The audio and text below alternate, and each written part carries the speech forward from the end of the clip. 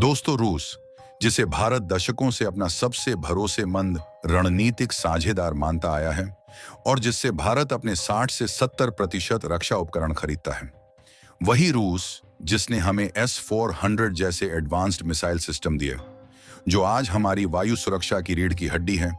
इसके अलावा रूस ने T-90 भीष्म जैसे ताकतवर टैंक दिए, जो किसी भी दुश्मन की साजिश को पल भर में नेस्तनाबूद कर सकते हैं। लेकिन अब वही रूस ने भारत को एक सख्त चेतावनी दे दी, और किसी ने सोचा भी नहीं था रूस, जो भारत का इतना सगा है, वो भारत के साथ ऐसा कर सकता है।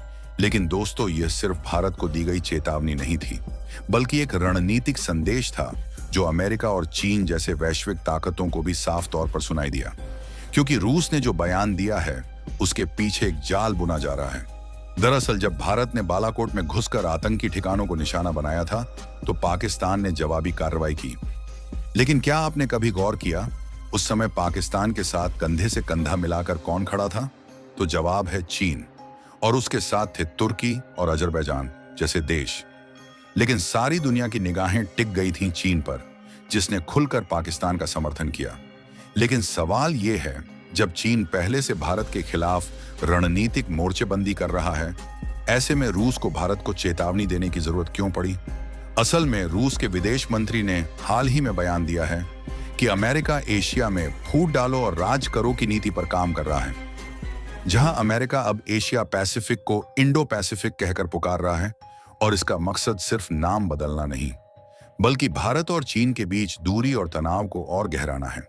और देखा जाए तो अमेरिका ने चीन पर टैरिफ यानी आयात शुल्क 145% तक बढ़ा दिया, जिससे चीनी उत्पादों का अमेरिका पहुंचना मुश्किल हो गया, जिसके चलते चीन का माल बंदरगाहों पर ही सड़ने लगा और लाखों करोड़ का नुकसान और सप्लाई चेन में बड़ी उथल पुथल मच गई। लेकिन इसी अफरा तफरी के बीच भारत ने हालात को बखूबी समझा और सही वक्त पर भारत ने वो बाजार हथिया लिया जहां पहले चीन का दबदबा था, जहां टेक्नोलॉजी से लेकर मैन्युफैक्चरिंग तक भारत ने वैश्विक कंपनियों के लिए एक भरोसेमंद विकल्प के रूप में उभरना शुरू कर दिया। और जैसे ही भारत ने बाजार में बढ़ना शुरू किया, तो भारत की तरक्की अमेरिका को चुभने लगी, क्योंकि जहां पहले भारत का हथियार निर्यात 650 करोड़ रुपए के आसपास था, वहीं अब यह सीधे 5000 करोड़ तक पहुंच गया है।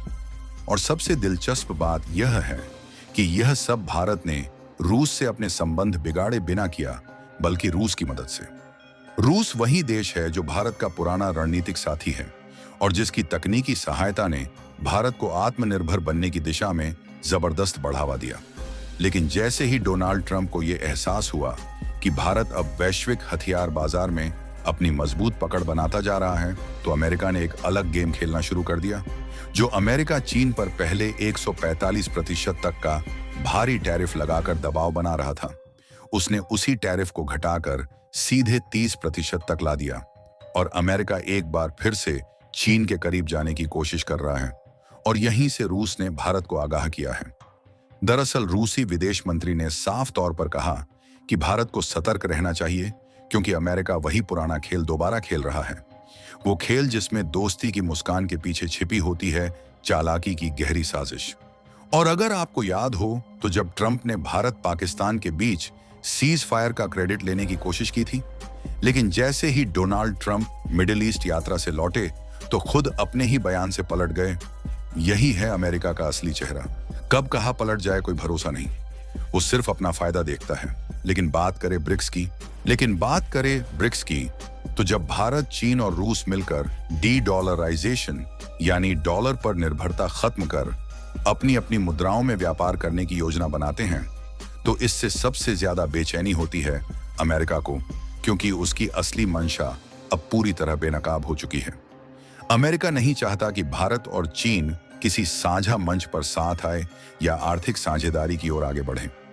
उसकी रणनीति साफ है, दोनों देशों के बीच टकराव बना रहे, तनाव बरकरार रहे, क्योंकि जब जंग होती है तभी हथियार बिकते हैं। और यही पुरानी स्क्रिप्ट एक बार फिर भारत और चीन के लिए दोहराई जा रही है, क्योंकि अमेरिका अच्छी तरह जानता है कि भारत आज 6.5% जीडीपी ग्रोथ के साथ दुनिया की सबसे तेजी से बढ़ती अर्थव्यवस्था है।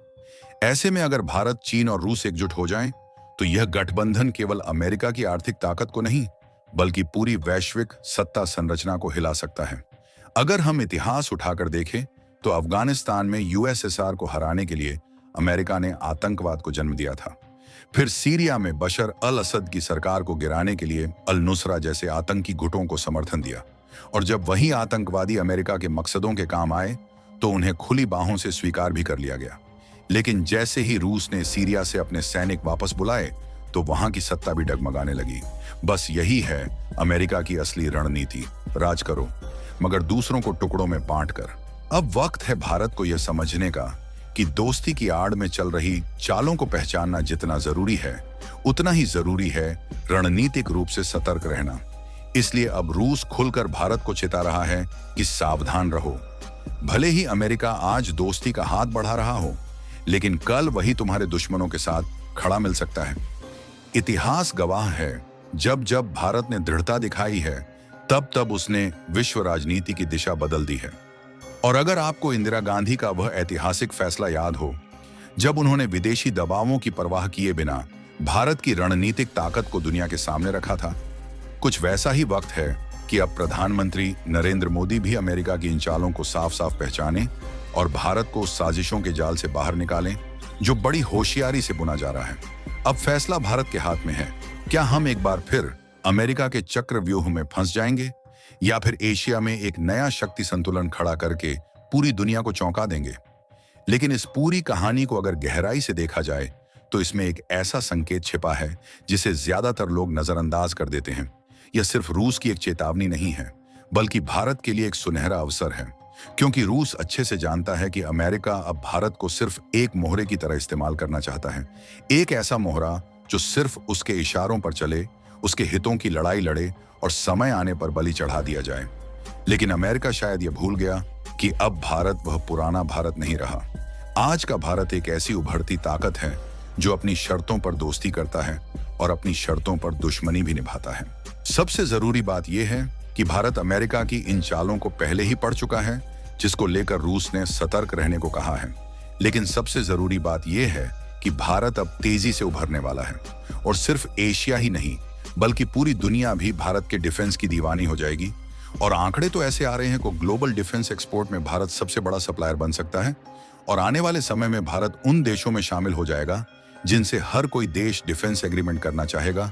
जहां अमेरिका और चीन की टकराव से भरी इस वैश्विक राजनीति में भारत अब केवल एक दर्शक नहीं बल्कि एक संतुलन साधने वाले पुल की तरह उभर रहा है। एक ऐसा पुल जो दोनों महाशक्तियों के बीच संतुलन बनाए रखेगा, लेकिन खुद लगातार ऊंचाइयों की ओर बढ़ता जाएगा।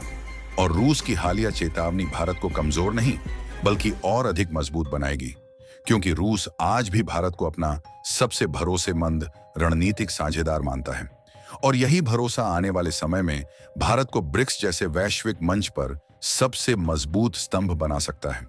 जहां बाकी देश आपसी मतभेदों और रणनीतिक संदेहों में उलझे हैं, वहीं भारत एक स्थिर, विश्वसनीय और सक्रिय नेतृत्व की भूमिका निभाने की ओर बढ़ रहा है। और अब भारत का अगला कदम होगा डॉलर को कमजोर करके ब्रिक्स करेंसी को आगे बढ़ाने का। और इससे अमेरिका का सारा मूड खराब होने वाला है, क्योंकि बात चाहे व्यापार की हो, रणनीति की हो या फिर वैश्विक संतुलन की, आज का भारत न तो किसी साजिश का शिकार बनने वाला है और न ही किसी और की रणनीति का मोहरा बनने को तैयार है। क्योंकि भारत अब उस दौर में प्रवेश कर चुका है जहां वह अपनी बुद्धि से हर चाल को समझता है, अपनी शक्ति से उसका जवाब देता है और अपनी शांति से दुनिया को नेतृत्व का नया रास्ता दिखाता है। जहां वह सुधैव कुटुंबकम की भावना के साथ भारत विश्व को जोड़ने की सोच रखता है, तो वहीं शत्रु विनाशाय की क्षमता भी रखता है। वैसे इस बारे में आपकी राय क्या है? कमेंट बॉक्स में जरूर दें और इस वीडियो को लाइक करके अपने सभी दोस्तों के साथ शेयर करें ताकि उन्हें भी यह महत्वपूर्ण जानकारी मिल सके।